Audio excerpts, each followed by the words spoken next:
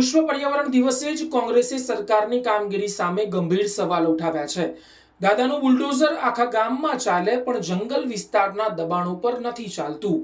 Pollution control બોર્ડની દયનીય સ્થિતિને લઈને કોંગ્રેસે સરકાર પર આરોપ લગાવ્યા છે। નગર વન યોજનાના 100 એક્શન પ્લાનમાં ગુજરાતનો સમાવેશ નથી, જેને લઈને કોંગ્રેસે આડકતરી રીતે સરકાર પર નિશાન સાધ્યું છે।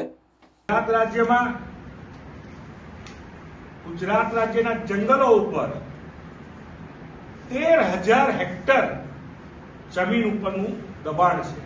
આ આંકડો મારો નહીં, લોકસભાનો આંકડો છે। 3,700 હેક્ટર થી વધુ જમીન ખાનગી પ્રોજેક્ટો માટે જંગલની જમીન જેના ઉપર જેની જાળવણી કરવી એ આપણા સૌની જવાબદારી છે, તેને પ્રાઇવેટ પ્રોજેક્ટ અને ઇન્ફ્રાસ્ટ્રક્ચર પ્રોજેક્ટ્સ માટે આપી દેવામાં